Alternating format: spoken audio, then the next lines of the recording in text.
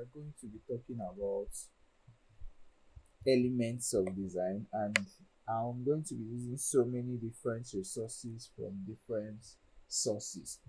So pardon me for because that everything is not in one single slide, but we're going to be touching a lot of things because I want it to be as versatile as possible, and we're going to be discussing a few elements of design. In the previous class, we looked at principles of design, but this time around, we are looking at elements. Basically, elements of the design refer to anything you can see in a design. So it goes from color to typography to shapes to line and every other thing you can see in a design. Those are things called elements.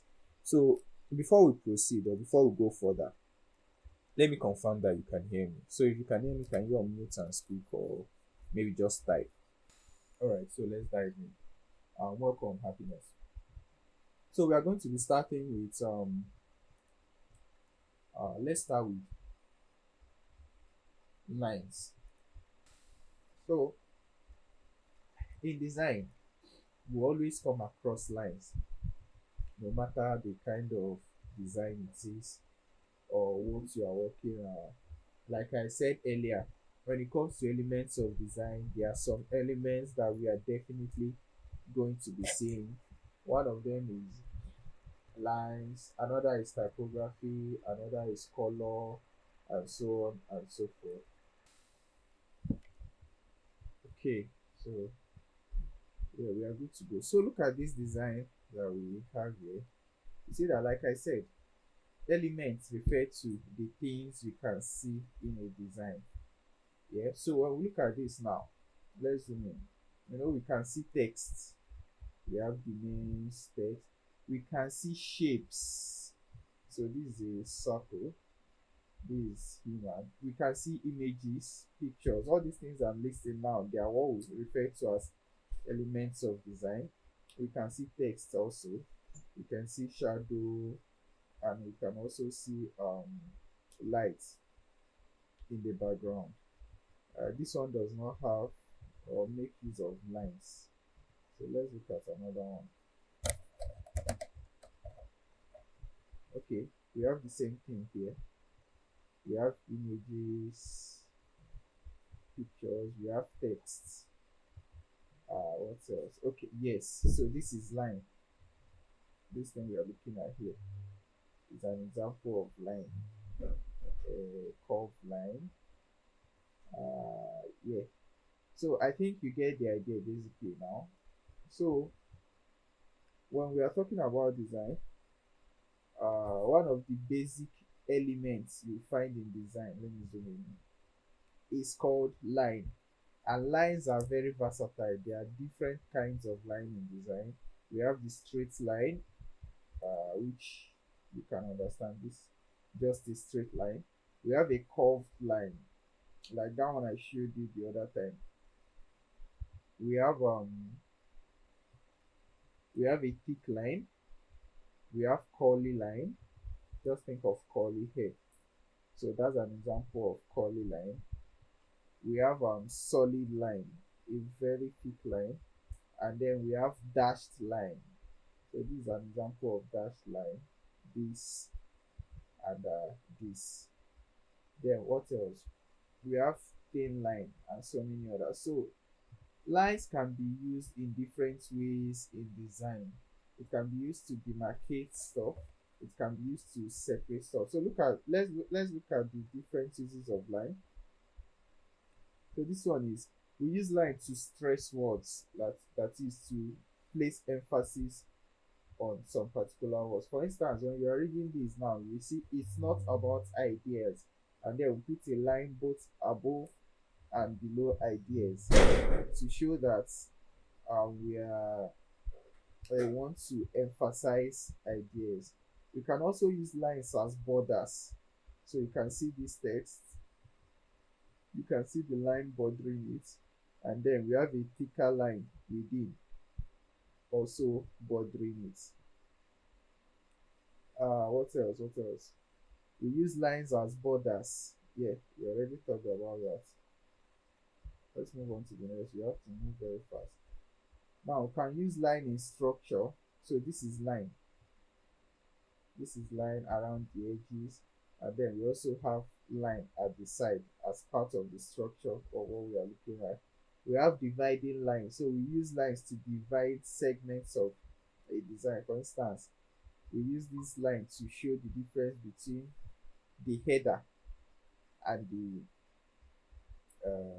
body, and also this part that is standing out. We also use line as decoration. So we look at this now. You see these lines here, they are some form of decoration. So like I said, lines can come in many ways. Lines can be curved, lines can be curly, lines can be zigzag, wavy, they can be spirals, they can be dashed, they can be thin, they can be bold, and so on. So these are different uses of lines in design. Next, we move on to shapes. Now, shapes is something that we are quite familiar with.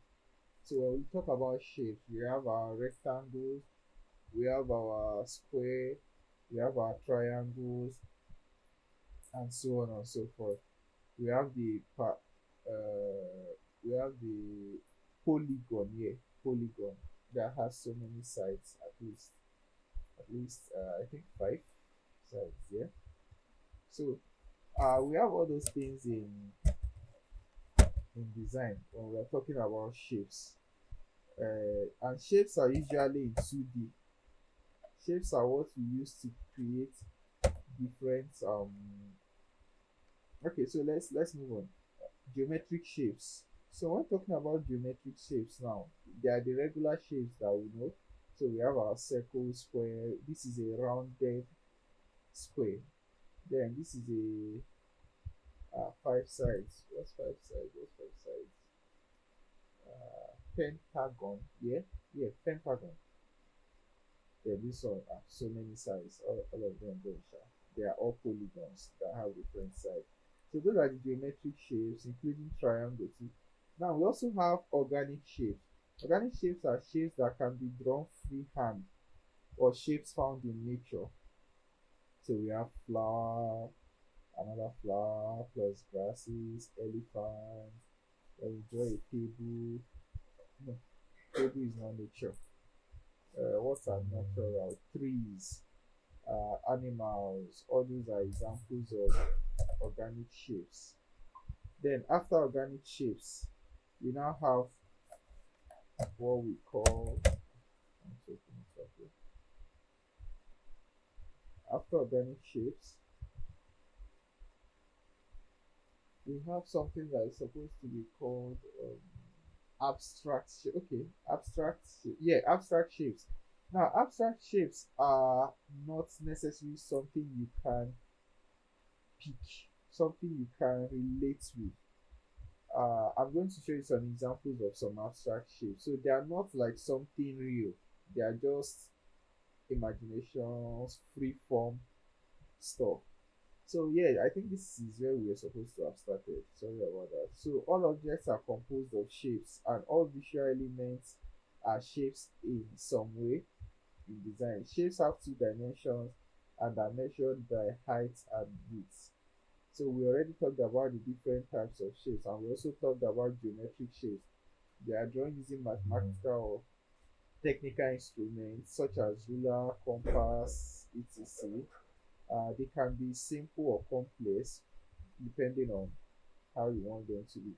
Now, apart from the shapes that we talked about, shapes can take any form or any.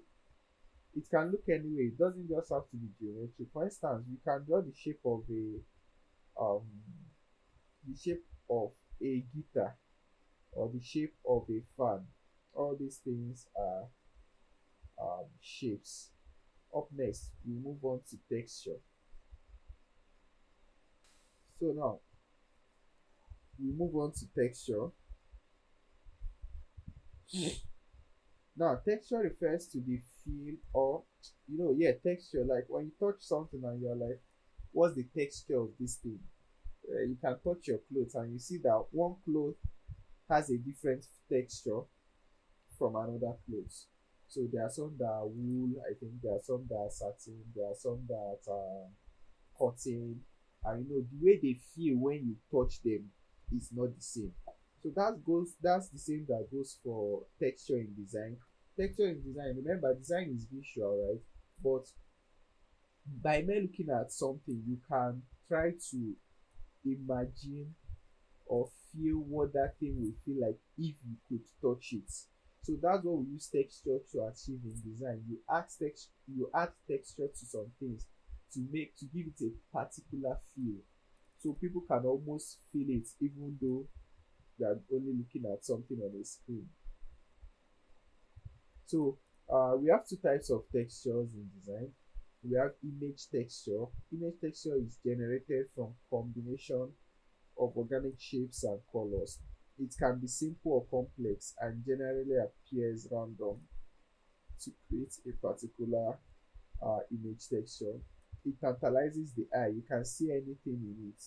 You can't see anything in it, but it triggers feelings or emotions and some sensations of such.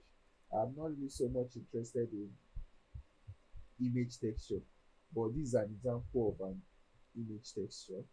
So let's now move on. Image texture can either be environmental, biological, or man-made. Like I said, that's not our focus. So our focus is on pattern texture.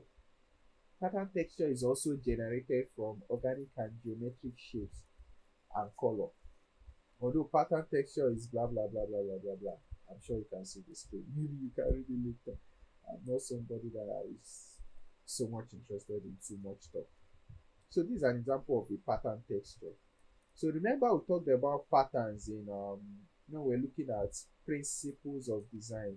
I would say pattern is repetition. So repetition of maybe a shape or an icon or something repeated so many times. That's what we mean by a pattern. So you can see something here. You can see that this is like a polygon. Once we zoom it, you can see that this is like a polygon repeated so many times that it becomes a pattern. That is what a pattern is in design. We are still going to come to the use cases of every of these things, but I'm just trying to keep to time. Um, yeah, I already sent you guys videos to watch ahead. I think that was last week. I sent videos on elements of design, so I expect that you already have an idea of these things. So let's move on to forms. Now, form is just similar to texture, but what form looks like is form adds that 3D feel to a shape. Or some people will say that form is the 3D version of a shape. You know that a shape is in 2D, that is, it's flat, but form adds that 3D feel. So what am I referring? What do I mean? Shape will give us a circle, while form will give us a sphere. Shape will give us a square, while form will give us a cube. Shape will give us a rectangle, while form will give us a cuboid. So, yeah, still talking about form. So, form, like I said, it's the three-dimensional version of a shape. Now, we are still going to come to where all these things apply. So, now you can see that why this one looks flat, the shape looks flat. The form, on the other hand, which is the sphere, it looks like something popping out, yeah? Something round, like a ball that you can actually touch. Whereas the shape is actually um, flat. So we have two types of forms in design. We have the geometric forms. These are forms that appear man-made or pre-made. Basically, geometric shapes will give you geometric forms. So remember I said a square will give us a cube, a circle will give us a sphere, and so on and so forth. So these things are man-made. Now we have organic form. Organic form are natural. Uh, objects as they tend to project this natural feel. So for instance, let me look at this explains it better. So this is an organic form. So when you look at a sculpture, maybe a sculpture of a man or a sculpture of an elephant, you are looking at an organic form. So basically, form gives life to shapes. Form makes shapes, gives that three-dimensional feel to shapes. Now let's move on to something really interesting here finally. So now we have only color and typography left. Let's start with colors. Okay, so please, if you have not been paying attention since or you've been distracted, this is the time to pay rapt attention. Because what one thing I've noticed in design is among so many designers, especially beginners, is where they usually have issue is how to use colors, how to mix colors, how to pick colors, and also how to use typography, how to paint typography. So we are going to spend more time on colors and on typography today. And you are going to hear so many things that you've never come across before. So color play a very significant role in design. It helps us create emphasis, it helps us give a different feel, it helps us create contrast in design. But that is when color is properly used. And when it's not properly used, it can be distracting, it can make things confusing, and it gives confused signals basically. So understanding color theory is very important if you must know how to use colors when designing.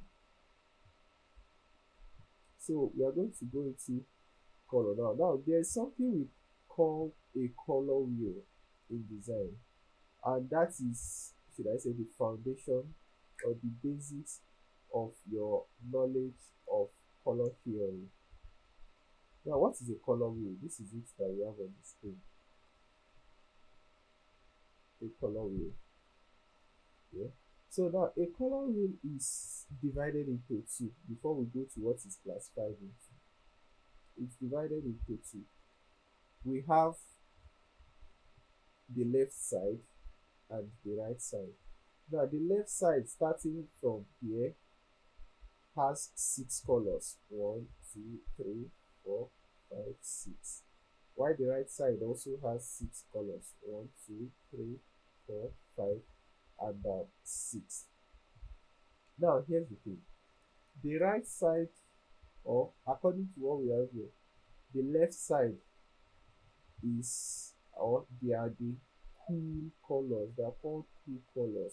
So that's where we have this green, we have this blue, and the rest of the colors. Colors that depict coolness. Whereas on the right side, the colors we have there are called warm colors. So they depict more life, more action, and passion and the like. So we have red, orange, yellow, and then greenish yellow. Now colors are divided into three. So we have primary colors, which are, should I say, naturally occurring colors. We have secondary colors and we have tertiary colors. Primary colors are the building block of color wheel, and there are just three colors. We have the red, we have the yellow, and the blue. Now these are the primary colors: red, yellow, and blue. Let's move on. Now we have the secondary colors. Secondary colors are created by mixing equal proportions of the primary colors. And secondary colors are green, orange, and then purple.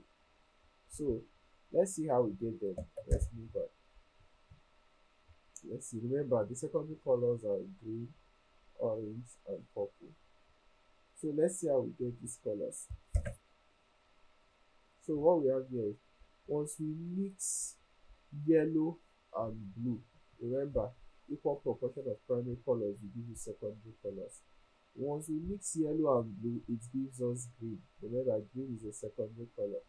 Once we mix yellow and red, it gives us orange, secondary color.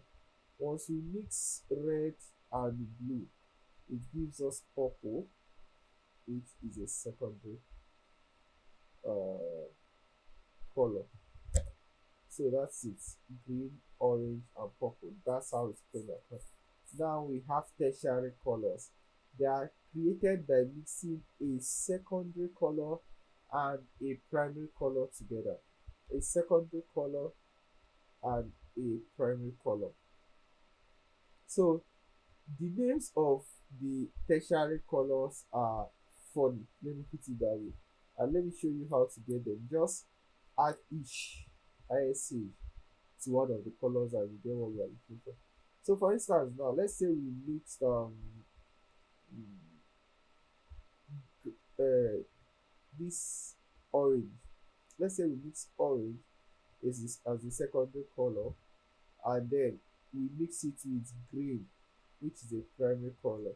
It's going to give us greenish orange. Let's say we mix red, which is a primary color, with orange. It will give us a reddish orange. Stuff like that. That's just how it goes. So yeah, I already talked about this, the cool colors and the warm colors. Before we come to color psychology or color meaning, let's look at pairing colors. Foundations you need to understand when pairing colors. So now look at this. Monochromatic colors. What we mean by, please pay attention. What we mean by monochromatic colors are colors that is the same color but different shades or different tints of a color.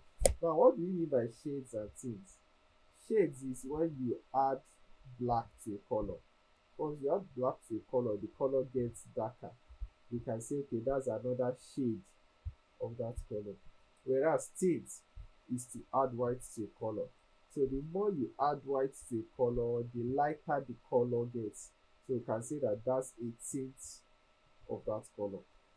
So here we have pink, yeah, and we have different shades of pink.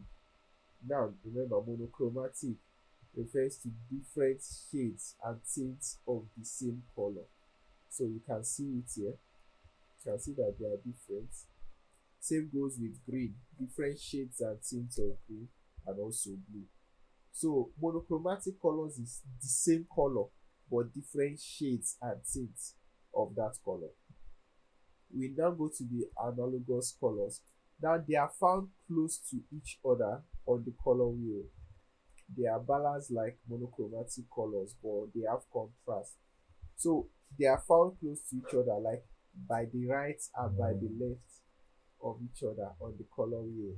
That's how we get the analogous colors. Let me see if I can pull up the color wheel again so that we can look at it as we're talking. While we wait for that to open, we look at complementary colors. Now, complementary colors are those colors found on the opposite sides of a color wheel.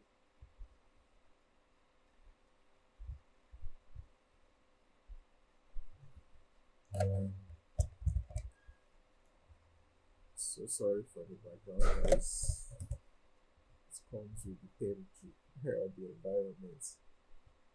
All right. So let's zoom into our color wheel. So we're talking about analogous colors. I would say that colors that are side by side. So if I'm picking this, an analogous of this is this and this, or this and this. Colors that are by the side. Now, complementary colors. These are found on opposite sides of the color wheel, and they provide high contrast. They are usually recommended for design. So, for instance, if we have this yellow, the color on the opposite side is this purple. So that's an example of a complementary color. Complementary colors are opposite each other on the color wheel, and they always go together. They go very fine together. Now, triadic colors are colors that are evenly spaced out on the color wheel, like they are equally spaced out. So you count three. So once you start with this green on the cool side, one, two, this is a triad, one, two, this is a triad, one, two, this is a triad, one, two, and then we are back at where we started. There are some that before, so one, two, three. So we have green, purple, one, two, three, orange, and then back to green. So it will be green, purple, orange. That's a triad. Green, purple, orange. If you should pick this yellow, it's going to be yellow, blue, red. Yellow, blue, red. And they go very well in design, not just graphic design, but anything that has to do with colors, triadic and complementary colors will go very fine. So let's look at color psychology. I shared something with you guys the other time about color psychology, about different colors and the emotions that they convey. So we have red, you have just a few here. So you use, when do you use red, or what does red communicate? So it communicates power, strength, energy, heat, love, passion, danger, warning, anger. That's what red communicates. Pink communicates happiness, compassion, sweet, playful, immaturity, hope, inspiration, and feminism, feminine nature. Green communicates earth, growth, freshness, nature, balance, harmony, money, jealousy, envy, guilt. While black communicates something formal, classic, elegant, power, luxury, protection, death, mystery, evil. Blue communicates peace, tranquility, loyalty, security, trust. For this trust, you see that that's why many banks use blue for their logos and as their brand colors. They are trying to communicate trust. Intelligence, cold, fear, masculine. While white communicates purity, innocence, goodness, freshness, clean, easy, simplicity. So what does this imply? It just means that whenever you are about to work on a design, make sure that you are using the appropriate colors. So you don't just arbitrarily pick colors, but you look at what colors will help communicate the most the emotion that you are trying to transfer. Now let's move on to color combination. Now I told you that a lot of people have issues when it comes to combining colors. So whenever you want to combine colors, one thing you should think of is contrast. There's almost no color that doesn't go together, but you just have to find the right shade or the right tints of those colors. So one thing you should always work on whenever you are looking for colors is contrast. Let there be enough contrast. Let the, for instance, let me show you an example of a case where there is not enough contrast. So look at this rectangle now.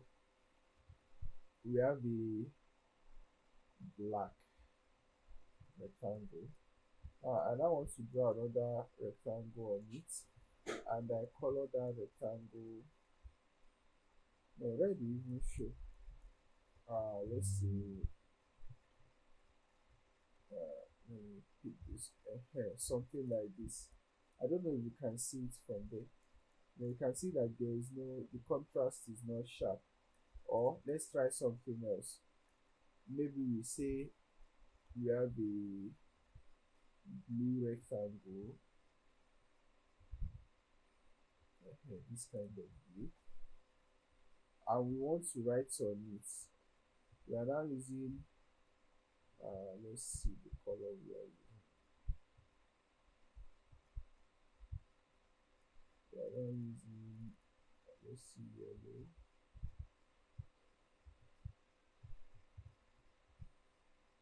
So this is actually fitting well. I'm trying to find a color that will have very little contrast. Okay, I think I'm not getting it now, but once we get there, we'll be able to sort it out. I think I have some here, some examples of, yeah. So let's look at this. Yeah. So look at this design that is not so good. I'm trying to see if they have a place. Okay, yeah, good. So look at this left part. You see that we have the background of fire in the background. Now look at, he now used, the person that designed this now used red to write the theme. I don't know if you can see the theme at this point. Person used red to write it, and there is no contrast.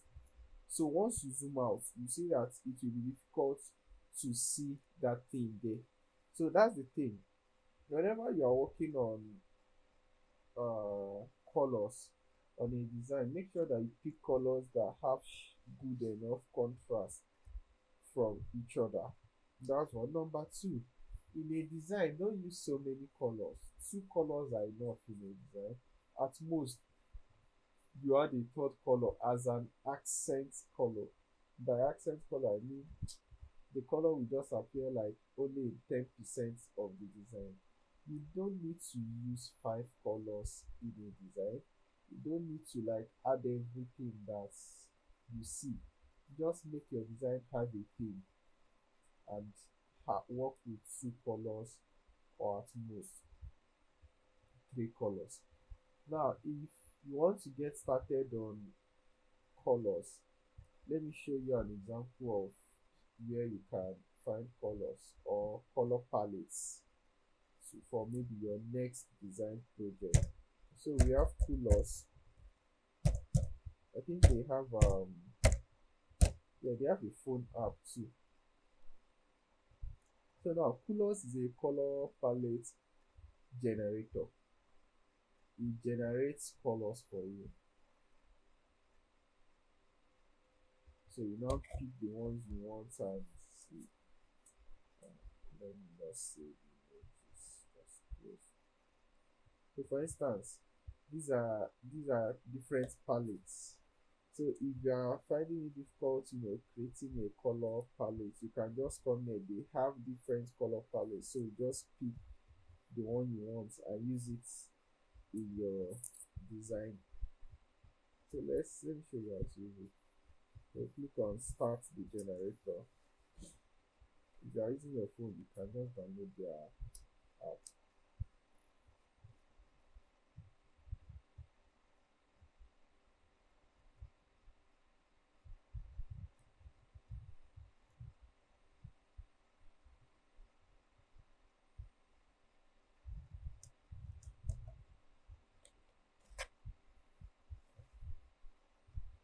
Do I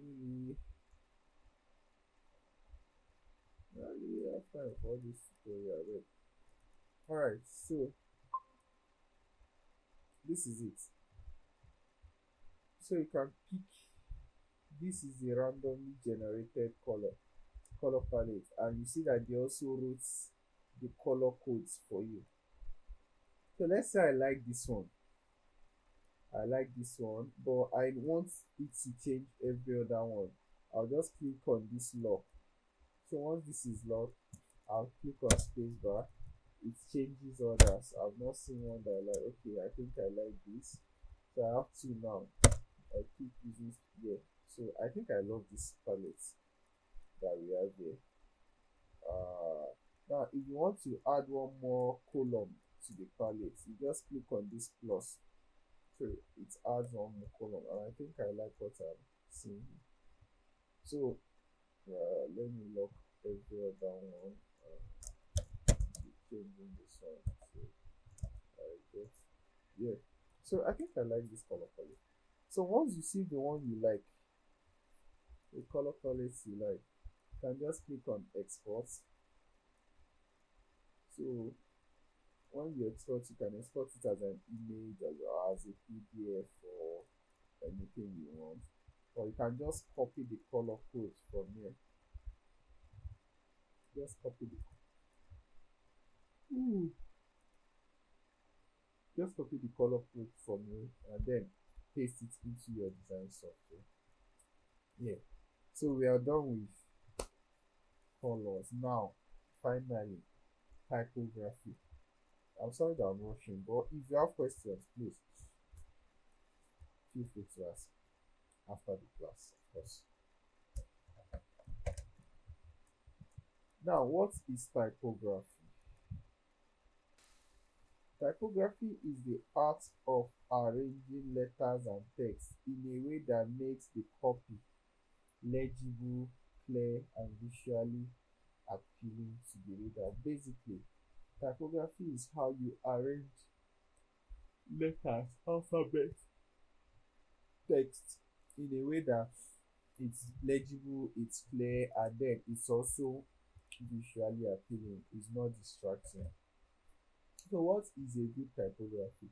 Number one, good typography should not be confusing. So, it should be clear enough for someone to see it and say, okay, this is O, or this is P, or this is Y, or this is G.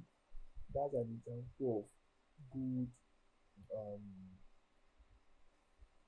good typography. Then number two, it must be interesting. It must be interesting. It should not just be dull or boring. Number three, of course, it should communicate. That should even be the number one. It should communicate what is intended. So that means there shouldn't be typos on it. Four, it should be well detailed. So we talk about punctuation, we talk about alignment, talk about point size, and the rest. Now, typography that's good to look at is repetition and contrast. Repetition and contrast. So, when you are designing maybe a flyer, for instance, don't go and create uh, a cacophony. Don't go and what's the word now? Don't go and start using so many fonts because you have them. Just limit yourself to two fonts. One is the major font, one is the backup font, and if there's even need for a seventh one or a third one rather, you can just use an accent font. Now, contrast in typography. Now, when you are dealing with typefaces or fonts, one thing you should have at the back of, or these are seven things you should have at the back of your mind. This is not all there is, but these are seven that you should take note of. Number one, always keep a weight or two. So let's go to Photoshop so that I can demonstrate what I mean by that. Always keep a weight. So for instance, if you are designing and let's say the head of what you are designing is flash sales.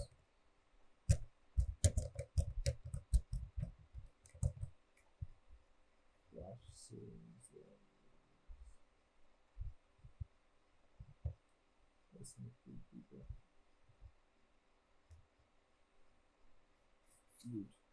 And I'll come here and say buy one get one free. Good. Now you know that as these things are the same size, there is no contrast, they are just the same. So what you can do, like I said, you know that they are talking about skip a weight or two. Basically what it means is let's look at this flash sales now. This flash sales is at 48 points. Good. So now flash sales is at 40. If the head copy is at 48 points, then you can skip a weight or two or a size or two for the body copy or the sub headline. So if this is 48, we can use 36 for this one, or we can use 30. Now this is just an example, it's not a must. Another thing is, we've used the size, you can also use strength. We can also use weights. So now what do you mean by weights? This is the weight of this text is medium, and the flash sales is also medium. So something we can do is we can raise the flash sales 2 times. No, if I increase the size, don't mind me. We can raise it like this. Good. So you see that there is now a distinction. So this one is bold and thick, while this one is not. So that's what we mean by skipping a weight, or size or something. So but what we did is to skip a weight. Now use different colors, of course. By mere looking at my presentation or the screen, you are going to see contrasts. The text is in green, the background is in black.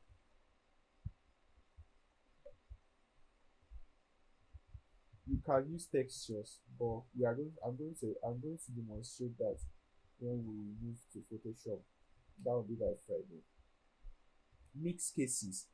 So look at what I did here.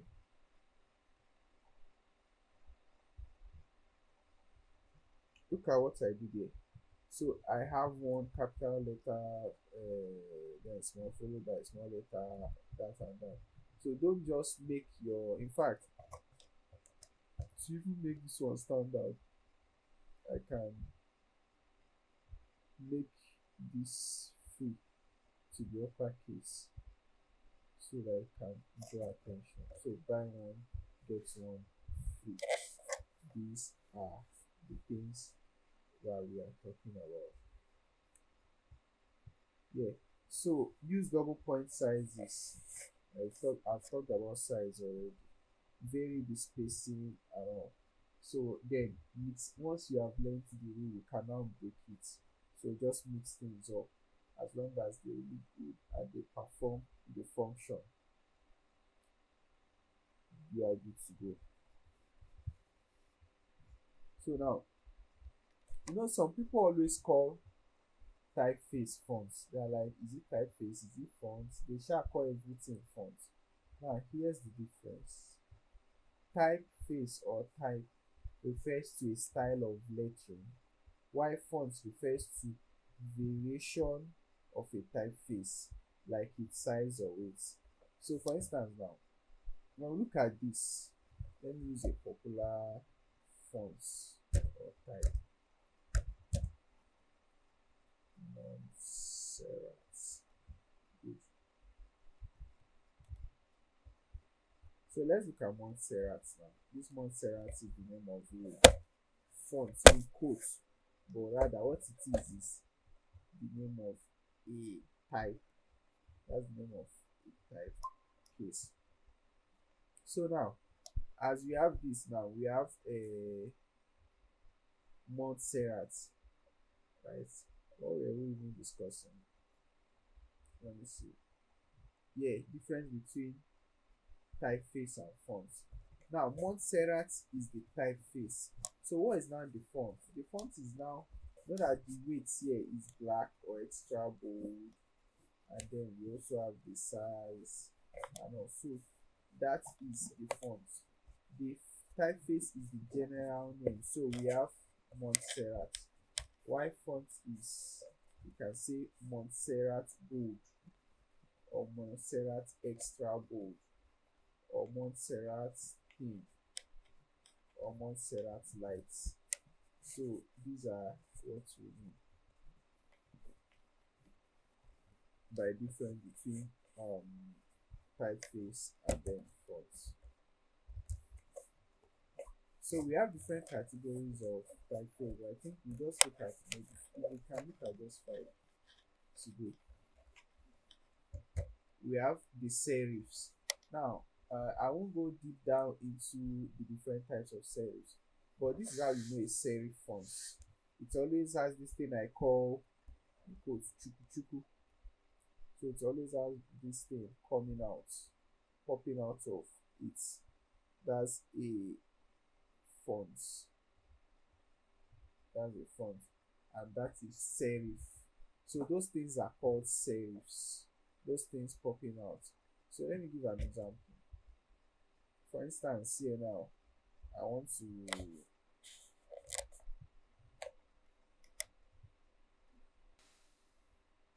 to convert this thing to a serif font.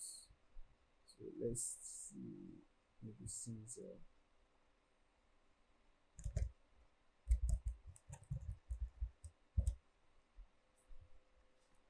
now that I've converted it to a serif font, you can see that it has those inputs chuku that I was talking about. Those are what makes it. Those things are called serifs. They're called serifs. And probably okay, let's leave that. So let's move on to the next font type, which is sans serif. Okay, so these are some examples of serif fonts. We have Baskerville, we have Garamond, we have Memphis, we have Godoni. Now, we now have sans serif. Sans means without. So sans serif without means without serifs. So now look at this sans serif font. You see that they don't have all those chuku. For instance, the one we use to write those chuku are called serifs. Don't mind me. For instance, now this one, buy one get one free, is an example of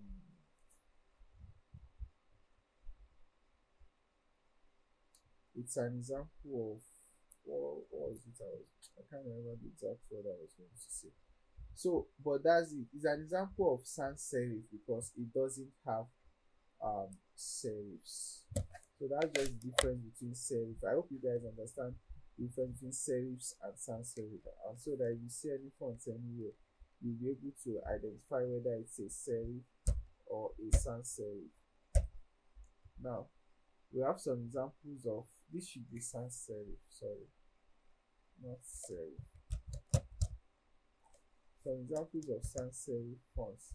So we have Futura, Helvetica, Poppins, and Meta. Yeah. So let's go on to font pairing. Now, let me show you something very important. That will just summarize it. Then I'll look for a video and send because we've overshot our time already. So look at this now. Flash sales. You see that these are two different categories of fonts.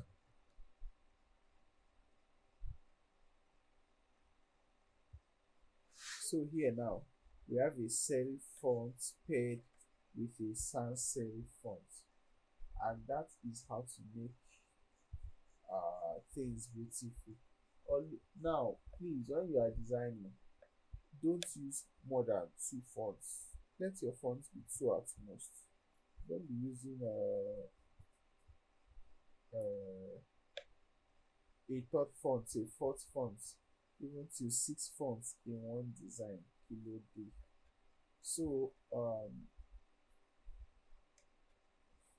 when pairing fonts, like I said, you can use fonts that are almost the same, but I would recommend so that things are not is the word static, so that things are not just staying there, just there, no improvements or anything. So use contrast in fonts by using different categories of fonts. So how do you now pair them? You can pair serif with non-serif, with sans serif rather, which is the most popular one. You can pair your italic fonts with your slab serif, and then you can pair script fonts with sans serif fonts. Now let me show you an example of, okay, we only look at serif and sans serif, maybe some other time we look at script and slab serif. Now remember I said serif fonts have chuku in quotes. Yeah, now this is a slab serif. This is how his own is not trimmed like that this one, and the old style and the transitional. But once you get to the Egyptian, you are going to see how boxed everything is. That's an example of sans serif. Now we also have display, display, and well, display fonts are very playful fonts. They are very playful fonts. We also have handwriting or signature fonts, which I'm going to show now. Let me just enter Photoshop. So this is an example of a serif font. This is an example of a sans serif font. Now let me show you another example.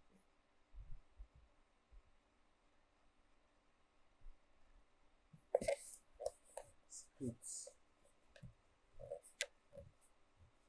So look at what happens to the buy one get one free as I over to the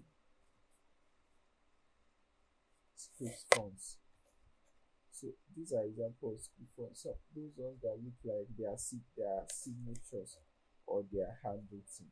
So that's where we are going to stop for today concerning fonts and elements of design. So we looked at typography, we looked at fonts, we looked at how to mix them, how to mix colors, how to mix fonts, and every. So I don't know if anyone has a question.